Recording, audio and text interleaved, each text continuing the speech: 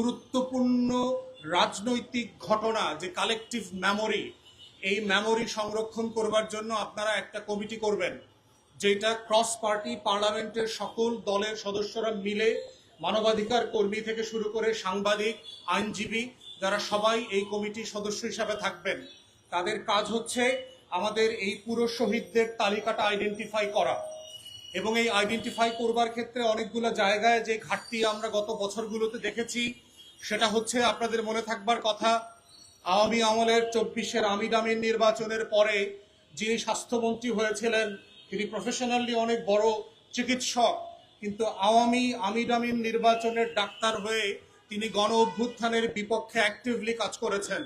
হাসপাতালগুলোতে ফোন করে করে বলেছেন যে অভ্যুত্থানের পক্ষের কারোর মৃত্যু যেন তালিকাভুক্ত করা না হয়, চিকিৎসা যেন না দেওয়া হয়, এবং তখনকার তালিকাগুলোতে কোনো ডকুমেন্টেশন না থাকার কারণে যেটা হয়েছে, অনেক শহীদ এবং আহত ভাই বোনেরা, তাদের কাছে কোনো লিগাল ডকুমেন্ট নাই যে 24-এ তারা আহত হয়েছিল।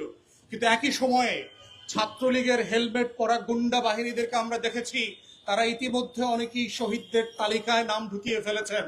আমার এলাকাতেও আমি এক সাবেক ছাত্রলীগ নেতার নাম ইতিমধ্যে খুঁজে পেয়েছি, যার কবর জিয়ারত আমি করে ফেলেছি। অতএব এই কমিটিকে সিরিয়াসলি দেখতে হবে যে ডাবগাছ থেকে পড়ে যে শহীদ হয়েছে, তিনি যেন এই শহীদদের তালিকায় স্থান না পান। রোড অ্যাক্সিডেন্টে যিনি মারা গেছেন, তিনি গুরুত্বপূর্ণ বাংলাদেশের নাগরিক, কিন্তু এই শহীদদের তালিকায় তার নাম থাকা বাঞ্ছনীয় না। তাই একই সাথে আরেকটা যেটা সংকট হয়েছে, সেটা হচ্ছে গণকবর আইডেন্টিফিকেশন।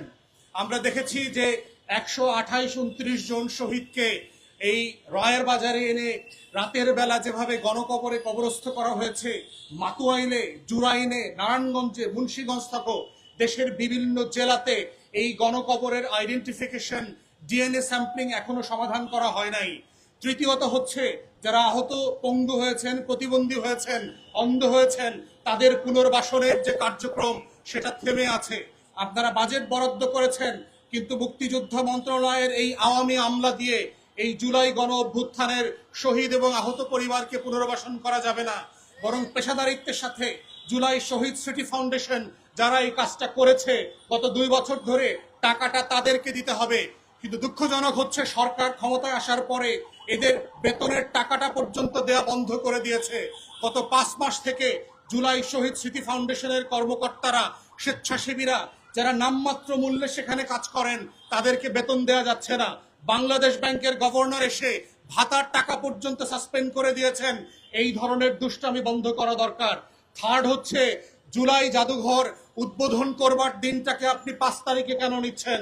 কেন এটা আগিয়ে নিয়ে এসে সারা মাস ধরে বাংলাদেশের ছাত্র জনতা, তরুণ, শিক্ষক, শিক্ষার্থী যারা আছেন, তাদেরকে এই জুলাইয়ের জাদুঘরের সাথে এঙ্গেজ করা হচ্ছে না?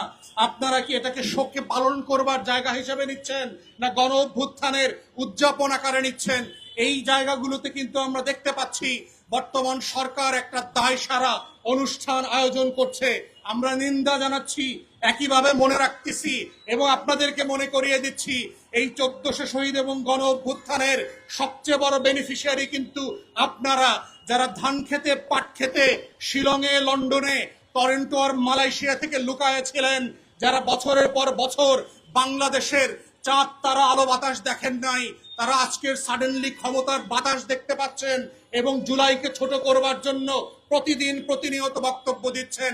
এই ধরনের বাজে কাজ এবং হীনমন্যতা থেকে বের হয়ে না আসলে মনে রাখবেন, এই হীনমন্যতা আপনাদেরকে একের পর এক ভুল সিদ্ধান্ত নিতে বাধ্য করবে এবং তরুণদেরকে আবার খেপিয়ে তোলবার জায়গা করবেন।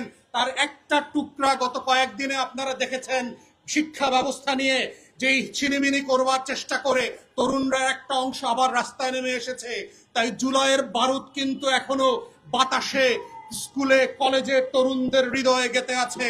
সেটাকে ঝামেলা করবার চেষ্টা করবেন না, বরং এটাকে মাথায় নিয়ে শ্রদ্ধা করে সম্মানজনক পুনর্বাসন করে জুলাইকে নিয়ে আগামী বাংলাদেশ বিনির্মাণের লড়াইতে এগিয়ে যাবেন। সে আহ্বান জানিয়ে আমার বক্তব্য শেষ করছি। আসসালামু আলাইকুম। ধন্যবাদ জনাব আসাদুজ্জামান ফুয়াদ ভাইকে। সম্মানিত সুধীমণ্ডলী, এ পর্যায়ে বক্তব্য রাখবেন জাতীয় নাগরিক পার্টির কেন্দ্রীয় সিনিয়র যুগ্ম আহ্বায়ক জননেতা জনাব আরিফুল ইসলাম আদিব। বক্তব্য রাখবেন জননেতা জনাব আরিফুল ইসলাম আদিব।